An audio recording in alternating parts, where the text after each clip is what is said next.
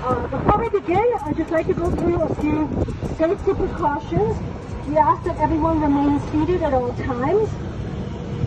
If you wish to move to another seat, you want to go downstairs, you want to exit the next stop, just give me a wave and I'll have the bus driver pull you over safely, then you can move around.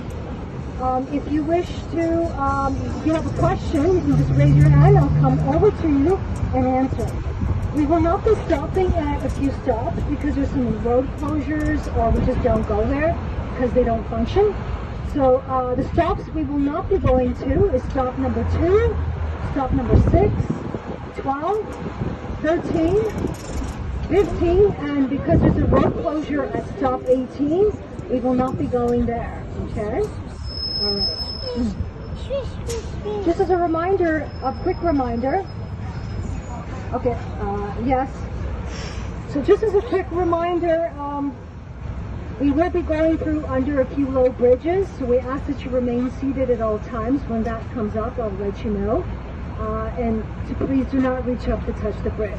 So okay, we've passed stop number 1, which is Yonge Dundas Square. As you can see, there's a lot of interesting things going around Yonge Dundas Square. It's one of the very busiest intersections in Toronto. It kind of resembles like Times New York Square as well, but ours here opened, it's like a mini, you can say a mini New York Times Square. The one here on Yonge Dundas Square opened up back in 2003. They do have water fountains or filtered water fountains that do a bit of the displays and stuff, but unfortunately, because you won't be able to see that, there's tents up there because the Indonesian food festival is going on there. It's one of the very busiest public places and open to the public as well.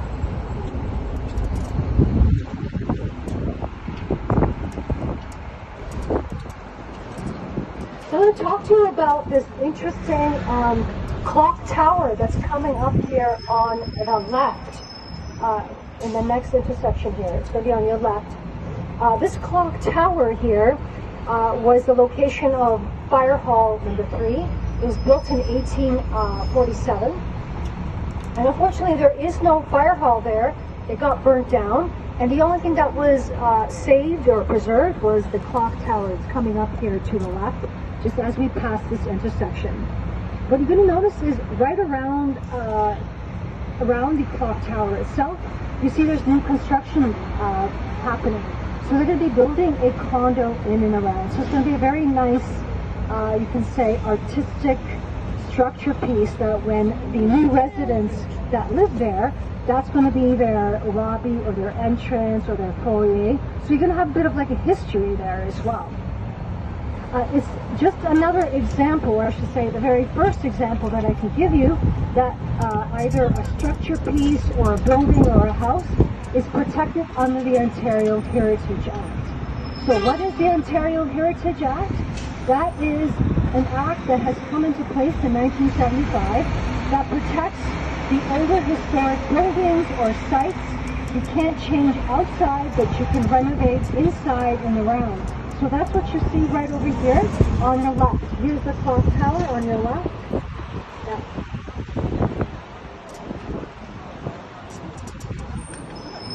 So what you're going to notice too with clock towers and fire halls back in the 16, 17, 1800s, if you notice that they will always incorporate a clock tower in the fire hall.